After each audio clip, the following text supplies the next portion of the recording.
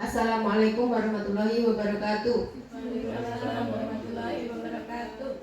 Kepada yang terhormat Ibu Kepala SD Negeri 1 Sambirjo, kepada Bapak Ibu Dewan Guru SD Negeri 1 Sambirjo yang saya hormati,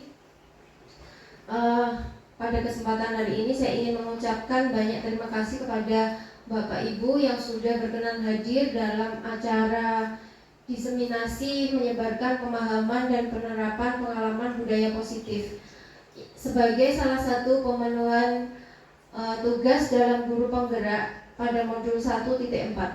Sebelum kita mulai kegiatan ini supaya bisa berjalan lancar hingga akhir, kita baca basmalah terlebih dahulu. Bismillahirrahmanirrahim. Bapak Ibu, untuk meningkatkan rasa nasionalisme kita, marilah kita nyanyikan terlebih dahulu lagu Indonesia Raya. Bapak Ibu silahkan untuk berdiri. Siap. Apa aku udah biji-bijian ya?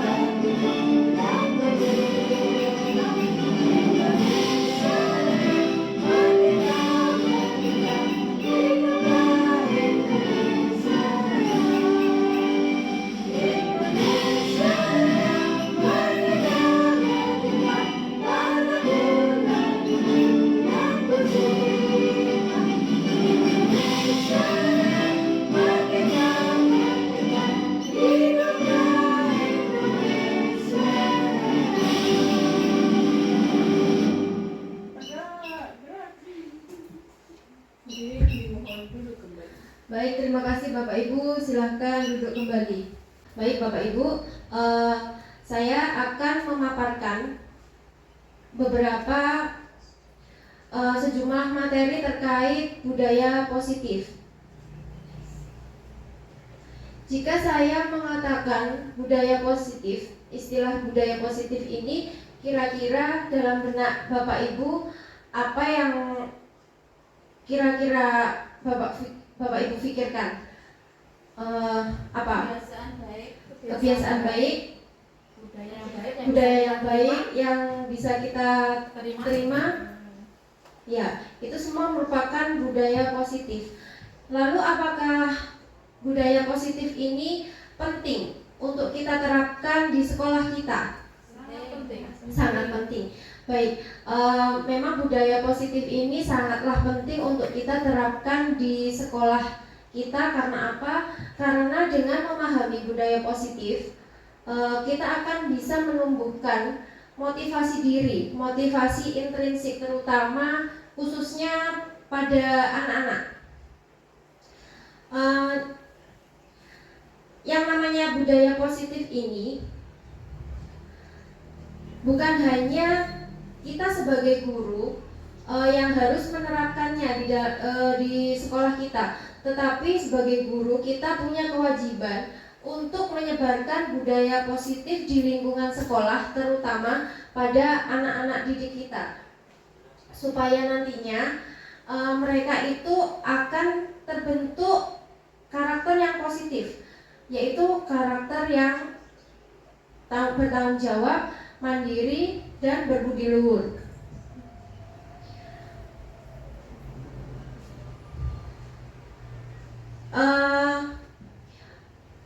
Next, Budin. Jadi sebelum kita lanjut ke materi selanjutnya, latar belakang diseminasi ini adalah menurut pemikiran Ki Hajar Dewantara bahwa pembelajaran di sekolah harus bisa membuat murid memperoleh kebahagiaan yang setinggi-tingginya. Maka diperlukan adanya budaya positif di sekolah. Dengan penanaman budaya positif, hal-hal baik akan dimunculkan dalam berbagai kegiatan, dan semua itu dapat diciptakan mulai dengan pembuatan keyakinan kelas yang merupakan hasil kesepakatan bersama. Yang kedua, sekolah adalah suatu tempat belajar dan menumbuh kembangkan karakter murid.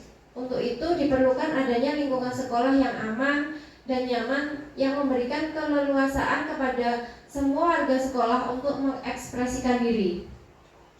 Yang ketiga, kurangnya pemahaman warga sekolah terutama tentang penerapan konsep-konsep budaya positif di sekolah seperti disiplin positif, motivasi perilaku manusia, posisi kontrol guru, pembuatan keyakinan kelas atau sekolah, dan penerapan segitiga restitusi. Yang terakhir, diharapkan jika seluruh konsep inti tersebut dipahami oleh seluruh warga sekolah, maka akan terbangun budaya positif yang baik di lingkungan sekolah. Nah, ini adalah konsep inti budaya positif yang akan saya paparkan, yaitu yang pertama perubahan paradigma belajar, disiplin positif, nilai-nilai kebajikan, kebutuhan dasar manusia, motivasi perilaku manusia, posisi kontrol guru, keyakinan kelas, dan segitiga restitusi. Next. Nah, kita masuk pada bagian yang pertama, yaitu pembelajaran dengan paradigma baru. Sebelum ke sini, saya ingin bertanya kepada Bapak Ibu semua, pernahkah panjenengan semua mendengar istilah student center atau pembelajaran yang berpusat pada murid, dan yang kedua teacher center, yaitu pembelajaran yang berpusat pada guru. Semuanya mungkin tidak asing ya istilah tersebut. Jadi manakah yang sampai saat ini masih Bapak Ibu terapkan di kelas? Apakah student center, apa masih teacher center? Student center. Iya, sudah student center ya. Idealnya kita sebagai guru itu harus menerapkan pembelajaran yang berpusat pada murid. Karena apa?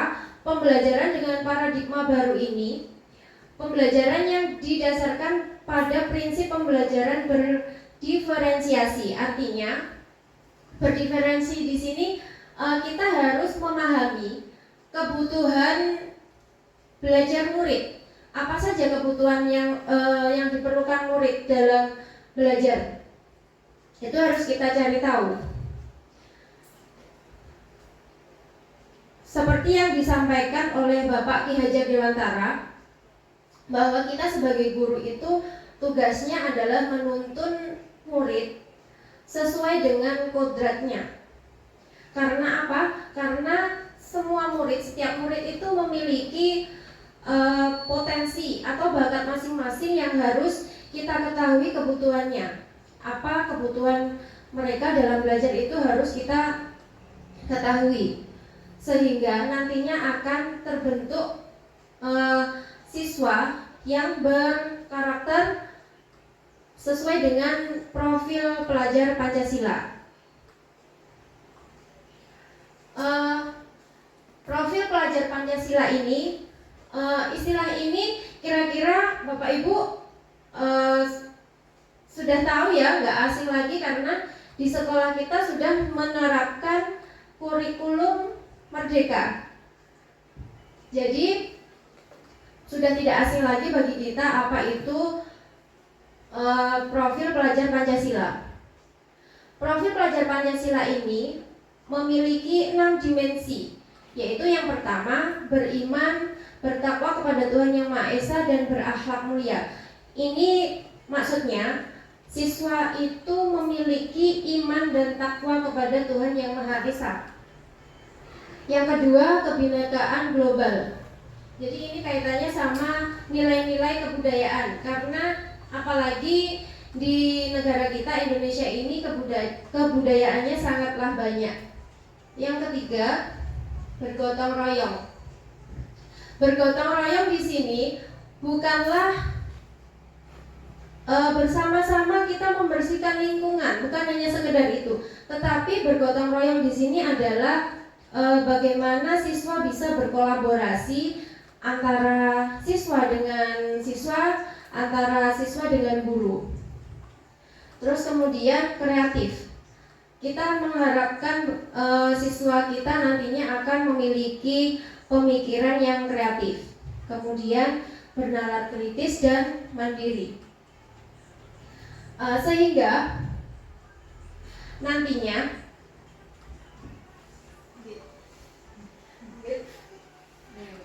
next. Nah, ini merupakan miskonsepsi tentang teori kontrol. Jadi ini merupakan sebuah pemikiran yang salah tentang teori kontrol. Teori kontrol yang pertama, miskonsepsi yang pertama adalah ilusi guru mengontrol murid. Mungkin Bapak Ibu semuanya pernah berpikir atau sampai sekarang itu berpikir bahwa sebagai guru kita itu bisa mengontrol murid. Padahal itu salah, tidak. Itu miskonsepsi.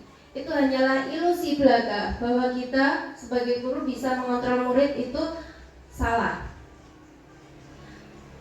Contohnya, ketika kita meminta siswa kita melakukan sesuatu atau siswa kita melakukan kesalahan dan kita memintanya untuk memperbaiki perilaku tersebut menjadi lebih baik, dan siswa tersebut sudah bisa memperbaikinya, sudah bisa melakukan hal yang lebih baik.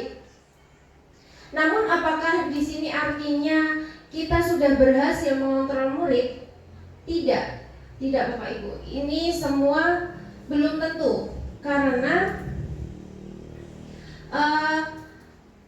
apabila dalam siswa tidak ada motivasi diri, maka bisa jadi nantinya dia akan melakukan kesalahan yang sama.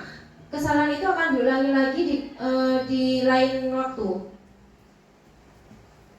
Terus yang kedua adalah ilustrasi bahwa semua penguatan positif efektif dan bermanfaat. Tidak juga. Ini hanyalah ilustrasi belaka. Kembali lagi pada motivasi diri atau motivasi intrinsik itu tadi. Kalau tidak ada motivasi dalam diri, maka ini semua juga tidak akan berhasil. Yang ketiga, ilustrasi bahwa kritik dan membuat rasa bersalah mampu menguatkan karakter. Ini juga tidak benar, ini juga miskonsepsi. Yang kemudian nomor 4, ilustrasi bahwa orang dewasa berhak memaksa. Ini tentu tidaklah benar. Ini hanyalah ilusi kita. Orang dewasa tidak berhak memaksa. Karena apa? Karena yang bisa mengontrol diri kita adalah ya diri kita sendiri. Orang lain tidak bisa memaksakan. Orang lain tidak bisa mengontrol kita. Ya, jadi yang bisa mengontrol diri kita itu hanyalah diri kita, sehingga perlunya menerapkan, memunculkan motivasi diri dalam diri siswa. Next. Nah, mengubah paradigma paradigma stimulus respon ke pendekatan teori kontrol. Bisakah kita mengontrol seseorang? Tidak. Kita mencoba dalam stimulus respons, kita mencoba mengubah orang agar berpandangan sama dengan kita. Sedangkan dalam teori kontrol, kita berusaha memahami pandangan orang lain tentang dunia. Jadi begini, kita itu tidak bisa mengubah orang lain supaya berpandangan sama, supaya berpikiran sama dengan kita. Tetapi yang harus kita lakukan adalah berusaha memahami pandangan orang lain tentang dunia. Yang kedua, perilaku buruk dilihat sebagai suatu kesalahan, itu dalam stimulus respon. Sedangkan dalam teori kontrol, semua perilaku itu memiliki tujuan. Contohnya ketika seseorang melakukan perilaku buruk, biasanya itu langsung dicap sebagai suatu kesalahan. Padahal semua perilaku baik atau buruk itu memiliki tujuan. Jadi kita itu jangan langsung menghukum seseorang atau anak yang berbuat kesalahan. Maka apa yang kita lakukan yaitu duduk bersama siswa, kita tanyakan alasan-alasan apa yang membuat perilaku tersebut.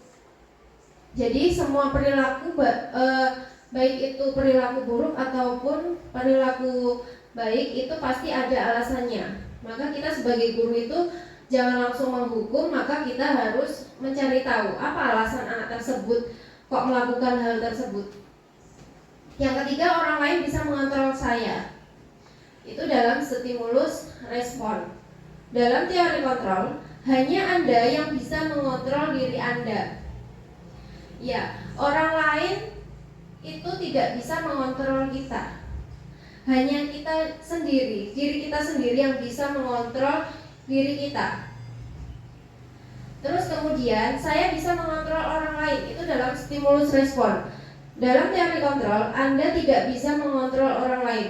Kita itu tidak bisa mengontrol orang lain untuk melakukan apa yang kita inginkan.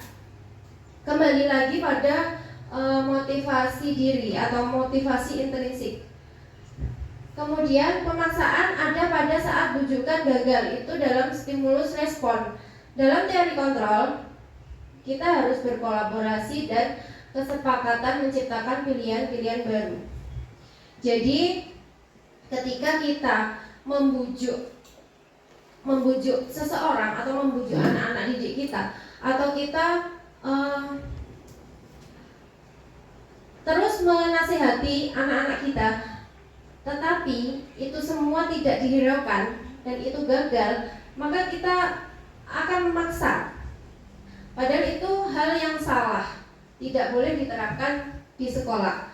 Yang harus kita lakukan adalah melakukan kolaborasi. Kolaborasi di sini adalah kita harus melakukan komunikasi dengan anak yang melakukan perilaku buruk tersebut.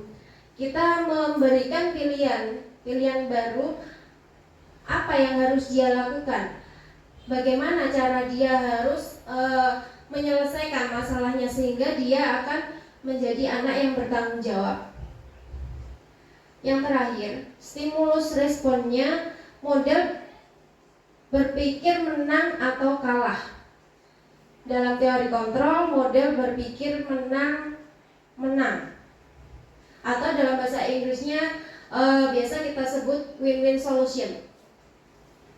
Jadi ketika dalam model berpikir menang atau kalah ini adalah kekeliruan. Karena apa? Ketika anak melakukan kesalahan, kalau kita menganggap dia kalah dan kita menang, maka anak tersebut akan merasa bahwa dirinya itu adalah manusia yang gagal, dan ini akan diingat terus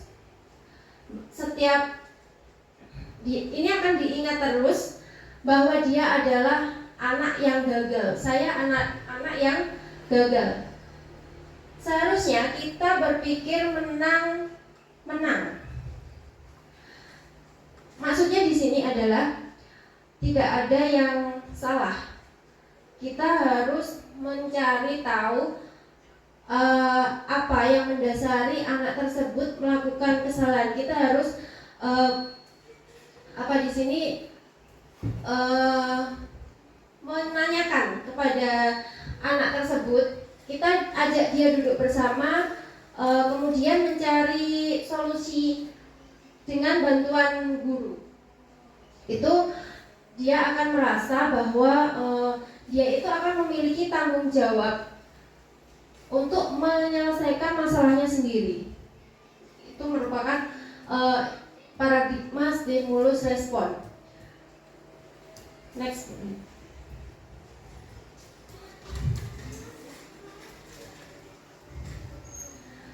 Disiplin positif.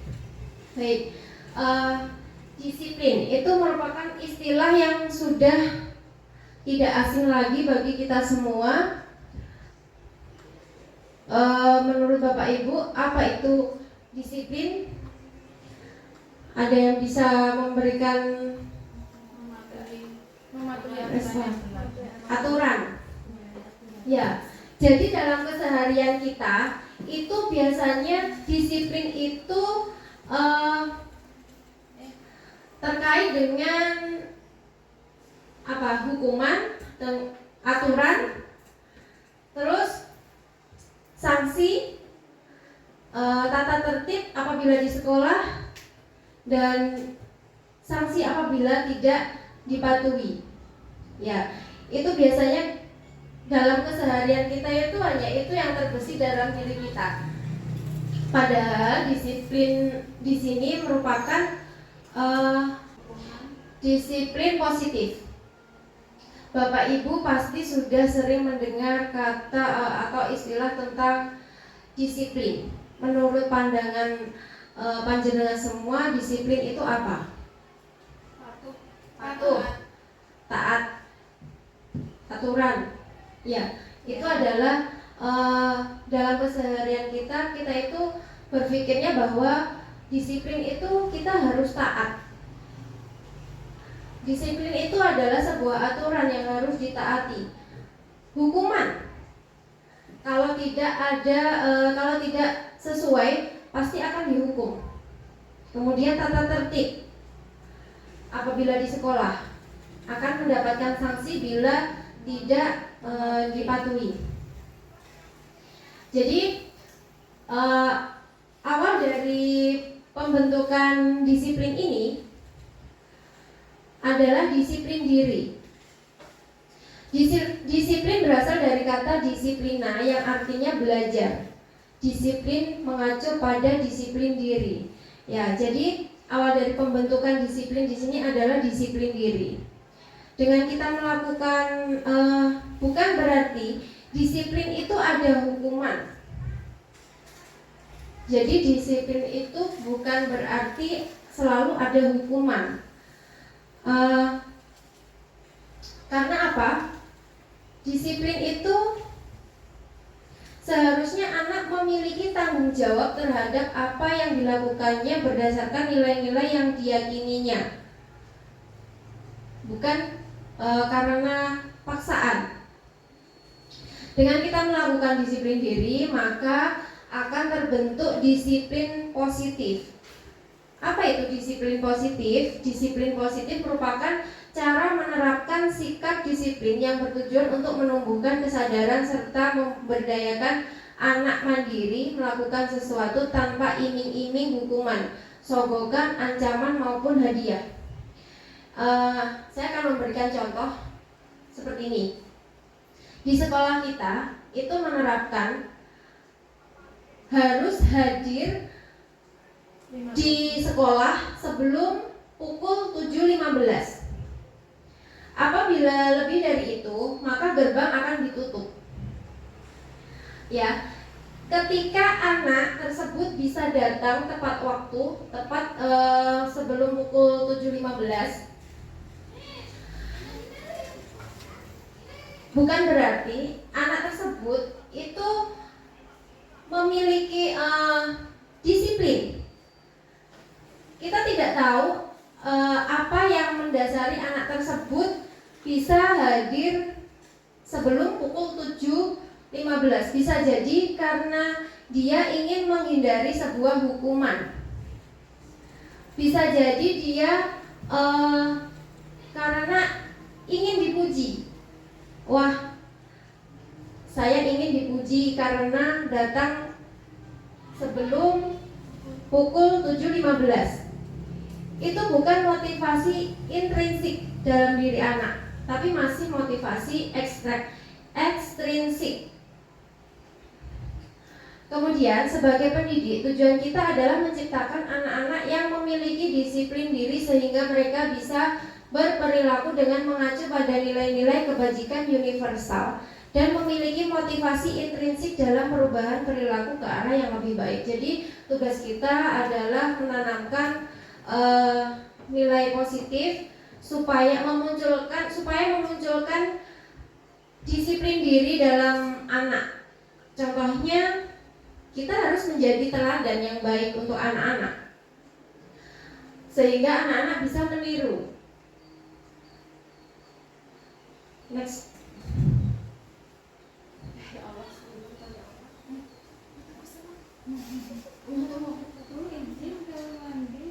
Nilai-nilai kebajikan. Apa itu nilai-nilai kebajikan? Nilai kebajikan adalah nilai yang disepakati bersama, lepas dari suku bangsa, agama, bahasa maupun latar belakangnya. Di sini contoh nilai kebajikan dari organisasi yang saya ambil adalah salah satunya profil pelajar Pancasila, yaitu beriman, bertakwa kepada Tuhan Yang Maha Esa dan berakhlak mulia, berkebinekaan global, mandiri, bergotong royong, bernalar kritis, serta kreatif.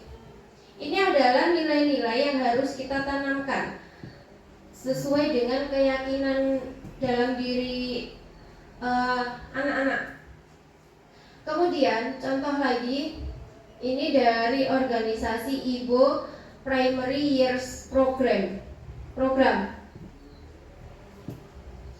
yaitu sikap murid, toleransi, rasa hormat, integritas, mandiri, menghargai, antusias, empati, keingintahuan, kreativitas, kerjasama, percaya diri, serta komitmen.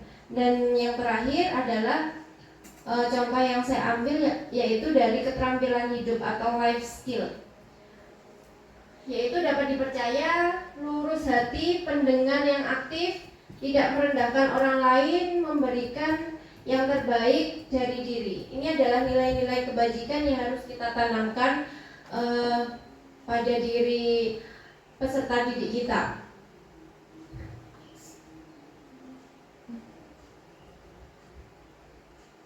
Kebutuhan dasar manusia. Nah, ini pastinya kita sebagai manusia dan juga untuk anak-anak juga semua punya kebutuhan dasar. Kebutuhan dasar manusia adalah segala sesuatu yang kita lakukan untuk mendapatkan apa yang kita inginkan. Seluruh tindakan yang kita lakukan memiliki tujuan tertentu dan semua usaha terbaik yang kita lakukan adalah dalam rangka agar kebutuhan dasar kita terpenuhi dengan baik. Jadi kita harus sangat penting bagi kita untuk memenuhi kebutuhan dasar manusia ini. Karena apabila kebutuhan dasar ini tidak terpenuhi, maka akan terjadi apa? Anak-anak di sini akan berperilaku menyimpang. Jadi kita harus mencari tahu apa kebutuhan dasar dalam diri anak-anak.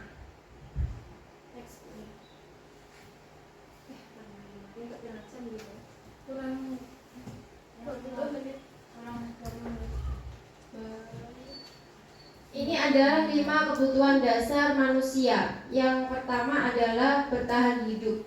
Yang pasti kita sebagai manusia itu untuk bertahan hidup membutuhkan makan, tempat untuk berlindung, beristirahat, keamanan, kesehatan, dan lain-lain. Yang kedua, kasih sayang dan rasa diterima. Jadi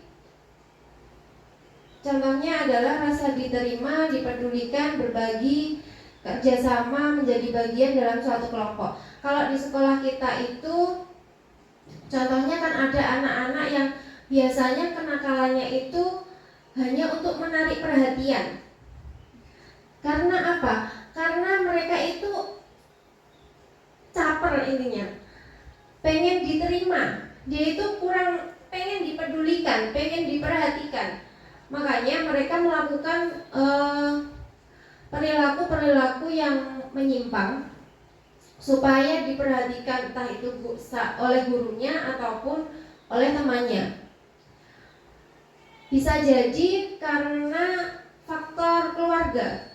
Biasanya anak-anak seperti ini anak-anak yang ditinggalkan bekerja jauh oleh orang tuanya, seperti itu. Yang ketiga adalah penguasaan. Penguasaan di sini berprestasi, memimpin, terampil, didengar, diakui, tidak ingin dipengaruhi orang lain. Anak-anak itu pasti memiliki keinginan untuk berprestasi. Anak-anak juga ingin didengar dan diakui keberadaannya. Terus kemudian kebebasan, mandiri, memiliki pilihan, mencoba hal baru, mampu mengendalikan arah dirinya.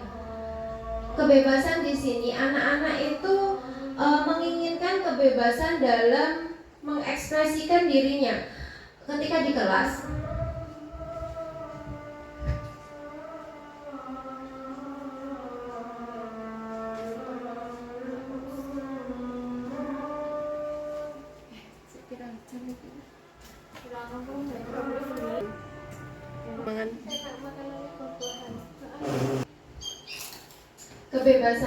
kebebasan di sini adalah mandiri, memiliki pilihan, mencoba hal baru, mampu mengendalikan arah dirinya.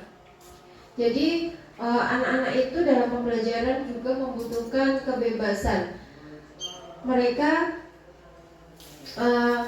sebaiknya kita berikan hal-hal baru yang meliputi bermain, rasa senang, gembira, humor, tertawa.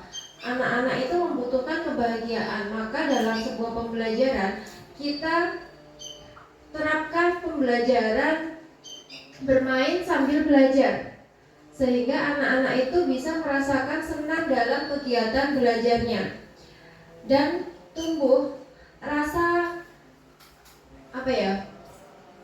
gembira. Dia tidak bosan hanya mendengarkan ceramah dari bapak ibu gurunya. Jadi kita harus memberikan kebebasan dan kebahagiaan dalam pembelajaran sehingga anak-anak bisa belajar dengan baik. Bagaimana bapak ibu mau dari sini masih sudah mengantuk? Apakah kita mau ice breaking terlebih dahulu? Ya. Ngantuk.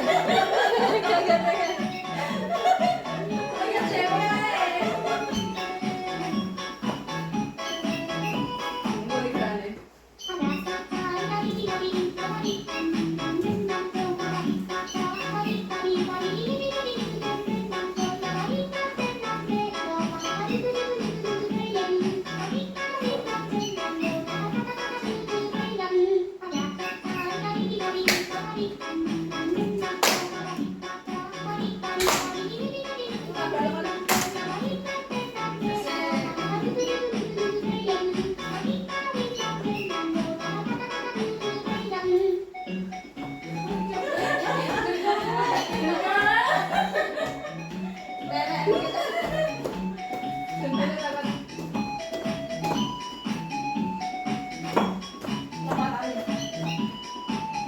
Ya. Ya.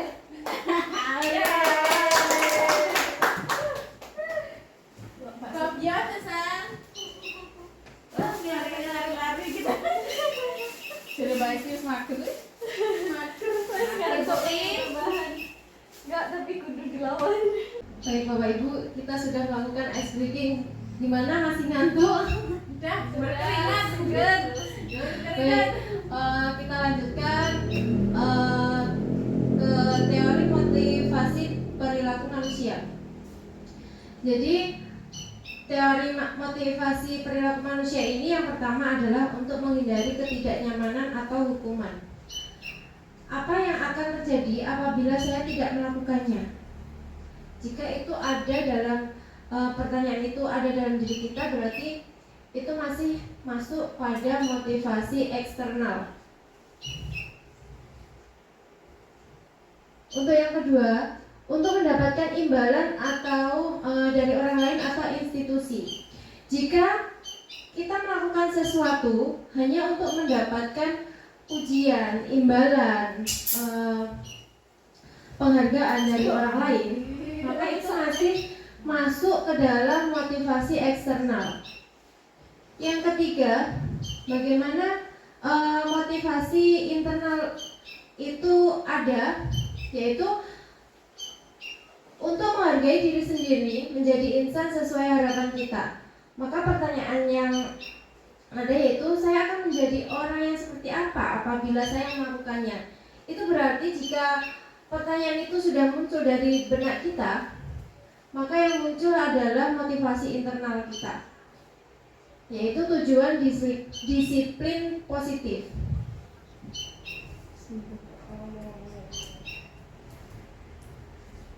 Di sini ada hukuman, konsekuensi, dan restitusi. Jadi hukuman itu tidak terencana atau secara tiba-tiba. Murid tidak tahu apa yang akan terjadi atau tidak dilibatkan. Yang ketiga, bersifat satu arah. Yang keempat, berupa hukuman fisik atau psikologis. Itu merupakan hukuman. Nah, konsekuensi apa? Bagaimana konsekuensi itu? Jadi konsekuensi itu terencana atau disepakati sesuai dengan peraturan. Murid tetap dibuat tidak nyaman. Konsekuensi ini tetap memberikan ketidaknyamanan terhadap murid. Yang ketiga, sikap guru selalu memonitor murid. Itu masuk ke dalam konsekuensi. Lalu harus bagaimana? Kita harus melakukan restitusi terhadap kesalahan anak, yaitu restitusi itu merupakan proses menciptakan kondisi bagi murid untuk memperbaiki kesalahannya. Kemudian proses kolaboratif yang mengajarkan murid untuk mencari solusi sendiri. Jadi seperti yang sudah pernah saya lakukan dalam restitusi ini, yaitu ketika anak melakukan kesalahan, itu bukan langsung kita menghukumnya, bukan juga memberikan konsekuensi, tetapi harus melakukan restitusi, yaitu memberikan mengajarkan anak untuk mencari solusi dari kesalahan dia sendiri, sehingga nantinya akan muncul disiplin diri dalam motivasi diri dalam diri anak tersebut. Next.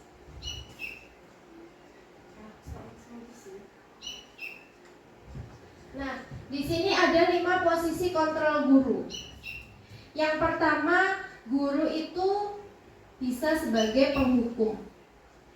Ada juga yang pembuat rasa bersalah. Ada juga sebagai teman, pemantau, dan sebagai manajer.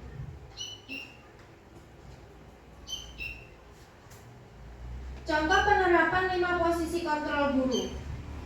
Ini saya mengambil kasus siswa tidak memakai atribut lengkap di saat upacara bendera. Jadi ketika anak tersebut tidak memakai atribut dan kita menyuruh anak yang melakukan kesalahan hormat pada bendera selama 1 jam, itu termasuk posisi kontrol kita itu termasuk sebagai penghukum. Yang kedua, berapa kali bapak atau ibu harus memberitahu kamu? Kamu selalu saja mengecewakan bapak atau ibu. Ketika kita mengatakan hal seperti ini, berarti posisi kita itu sebagai pembuat rasa bersalah. Next. Nah, ini ketika kita memposisikan diri sebagai teman, ini, ayo dong ikuti aturan sekolah, tolong bantu ibu ya sekali ini. Ya sudah, tidak apa-apa. Lain kali jangan sampai berbuat seperti ini lagi ya. Itu berarti posisi kontrol kita itu sebagai teman. Yang selanjutnya, kamu sudah melanggar peraturan sekolah. Kamu tahu konsekuensinya. Setelah upacara kamu beli atributnya ke koperasi dan jangan diulangi lagi ya. Itu kita memposisikan diri sebagai pemantau. Nah, yang terakhir, apakah kamu tahu kesalahanmu? Kira-kira bagaimana kamu memperbaiki kesalahanmu? Nah, di sini posisi kontrol kita adalah sebagai manajer. Nah, coba Bapak Ibu kita jawab. Di sini ada contoh posisi kontrol apakah aku. Di sini ada kata-kata saya kecewa sekali dengan kamu. Kira-kira posisi kontrol apa di sini? Yang apa? Ada teman, ada manajer, ada pemantau, ada penghukum, ada pembuat rasa bersalah. Pembuat rasa bersalah. Mari kita cek jawabannya. Nah, betul. Pembuat rasa bersalah. Next. Nah, ini kamu tidak pernah benar melakukannya. Ini kira-kira posisi kontrol kita seperti apa?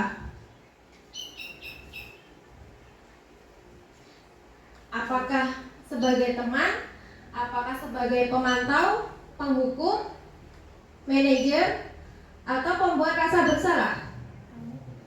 Kira-kira apa? Kamu tidak pernah benar melakukannya. Yuk kita cek jawabannya. Penghukum. Next.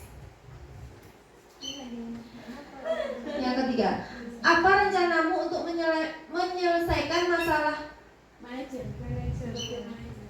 Coba kita cek. Manajer. Next, ada lagi.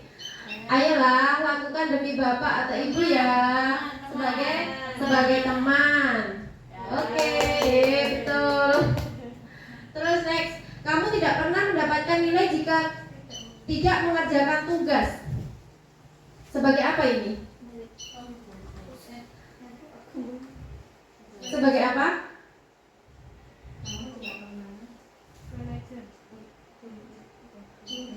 Ayo kita cek.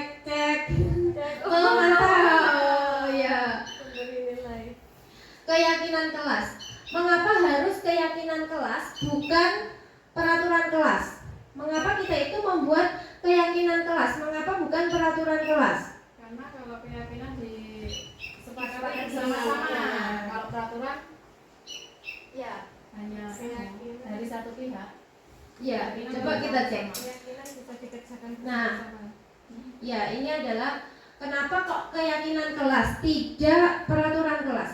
Jadi karena keyakinan kelas itu bersifat abstrak daripada peraturan. Jadi lebih rinci dan lebih konkret. Keyakinan kelas itu berupa pernyataan yang universal. Yang ketiga dibuat dalam pernyataan yang positif. Kemudian sedikit sehingga mudah diingat dan dipahami. Yang selanjutnya, semua warga kelas atau sekolah dilibatkan dalam pembuatan keyakinan kelas lewat curah pendapat. Yang terakhir, meninjau kembali keyakinan kelas dari waktu ke waktu. Jadi ya. Nah, ini sudah sampai ke segitiga restitusi. Apa itu segitiga restitusi? Yaitu suatu proses dialog yang dijalankan oleh guru supaya dapat menghasilkan murid yang mandiri dan bertanggung jawab. Jadi ada 3 proses dalam segitiga restitusi ini. Yang pertama adalah kita harus menstabilkan identitas yang bagian sisi yang pertama itu validasi tindakan yang salah. Kemudian setelah kita memvalidasi, baru kita menanyakan keyakinan. Nah, ini adalah contoh dari menstabilkan identitas. Menstabilkan identitas ini berdasarkan prinsip membuat kesalahan adalah bagian dari proses pembelajaran. Contoh yang bisa kita terapkan ketika anak-anak itu melakukan kesalahan, kita harus memanggilnya. Kita tanyakan dulu. Kita katakan berbuat salah itu wajar. Bisa juga dengan tidak ada manusia yang sempurna. Bisa juga bapak atau ibu juga pernah melakukan itu. Kemudian bapak atau ibu tidak mau mencari siapa yang salah, tapi bapak atau ibu ingin mencari solusi dari permasalahan ini. Yang terakhir, kamu berhak merasa begitu. Ini jadi menstabilkan identitas ini ketika anak merasa, biasanya anak yang sedang marah itu jangan langsung dihukum, jangan langsung dimarahi, tetapi biarkan dia merasa tenang dulu. Kita tanyakan, kita stabilkan identitasnya dulu, kita buat dia tenang, merasa tenang dahulu. Jadi tidak dengan langsung menghukum atau memarahinya. Next. Yang kedua, setelah kita mengidentifikasi identitasnya, kita validasi tindakan yang salah. Setelah anak itu merasa tenang, kita validasi apa kesalahannya. Ini berdasarkan prinsip setiap perilaku berupaya memenuhi suatu kebutuhan tertentu. Jadi ketika anak melakukan kesalahan itu pasti ada alasannya, ada tujuannya. Kenapa kok melakukan tindakan tersebut? Maka yang harus kita lakukan adalah kita validasi dulu. Apakah benar dia melakukan hal tersebut? Contohnya yang bisa kita lakukan adalah kamu pasti punya alasan mengapa melakukan itu. Jadi ketika anak sudah mulai tenang, maka kita validasi. Padahal kamu bisa melakukan hal yang lebih buruk dari ini ya. Terus kamu patut bangga karena telah melindungi sesuatu yang penting buat kamu. Yang terakhir, bisa kamu boleh mempertahankan sikap itu, tapi kamu harus menambah sikap yang baru. Jadi di sini ketika anak sudah tenang, kita validasi tindakan sehingga anak yang melakukan kesalahan tersebut akan akan menceritakan dengan sendirinya apa permasalahan yang sebenarnya dia hadapi. Itu tidak perlu kita memarahi. Jadi itu adalah validasi tindakan yang salah.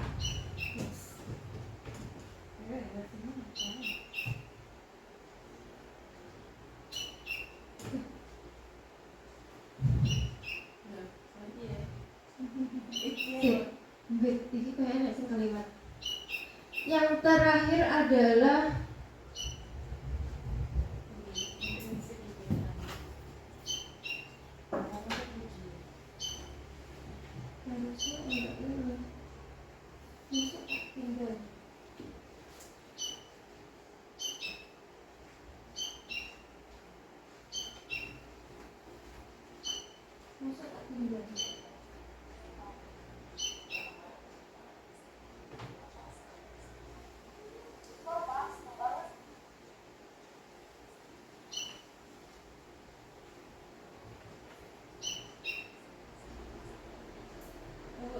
Aku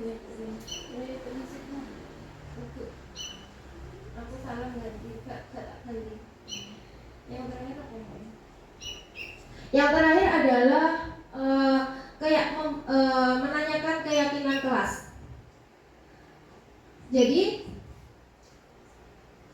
berdasarkan prinsip teori bahwa kontrol bahwa pada dasarnya kita itu termotivasi secara intrinsik, itu adalah sebuah keyakinan kelas.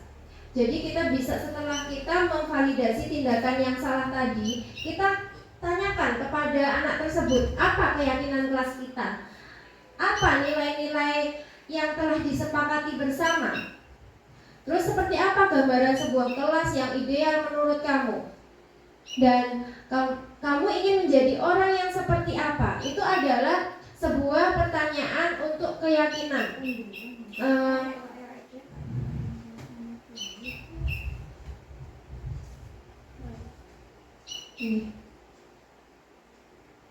Nah, ini ada salah satu contoh yang saya ambil dari contoh penerapan segitiga restitusi. Coba kita lihat bersama.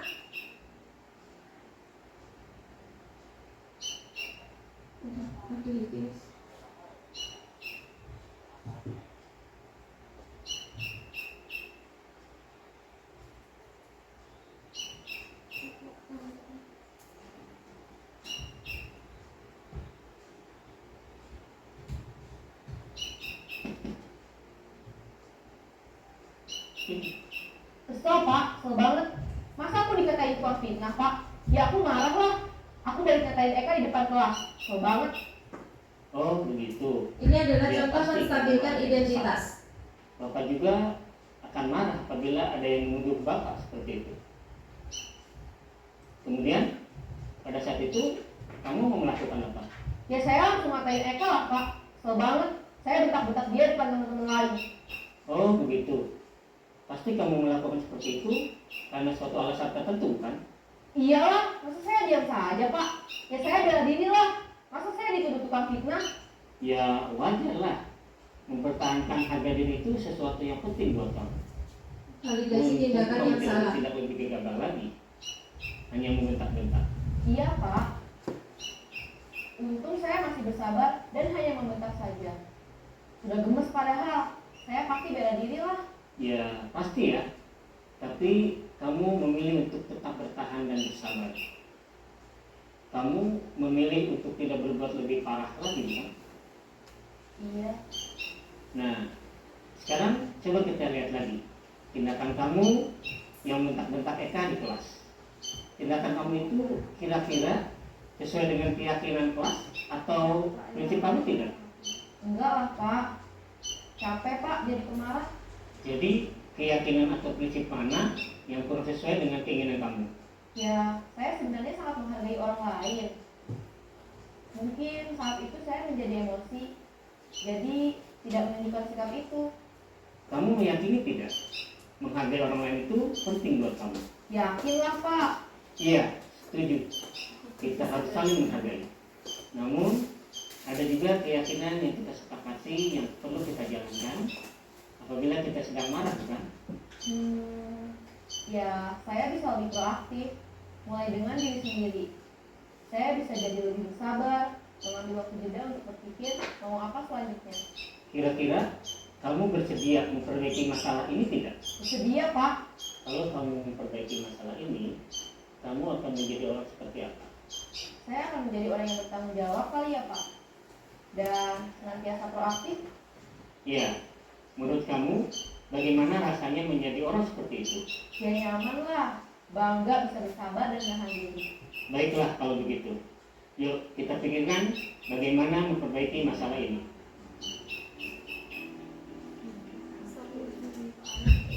Jadi itu merupakan contoh dari penerapan segitiga restitusi. Kita berusaha untuk memahami kenapa anak tersebut melakukan tindakan yang salah, bukan langsung memarahi atau menghukumnya.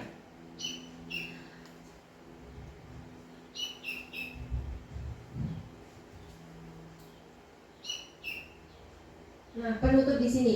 Dalam penerapan program disiplin positif, hendaknya Guru memiliki standar kepribadian profesional dan sosial yang baik di mana guru mampu merefleksikan dirinya dalam posisi kontrol saat ini. Bagaimana perjalanan dirinya sebagai among atau sebagai manajer yang menuntun murid-muridnya menjadi insan mandiri, merdeka, dan bertanggung jawab. Itulah pemaparan materi dari budaya positif yang bisa saya sampaikan. Semoga untuk kedepannya bisa kita ambil manfaatnya dan bisa kita terapkan budaya positif ini di sekolah kita. Itu yang bisa saya sampaikan. Saya akhiri. Wassalamualaikum warahmatullahi wabarakatuh. Waalaikumsalam warahmatullahi wabarakatuh. Hai Bayhaqi. Kak Jalan aja ya.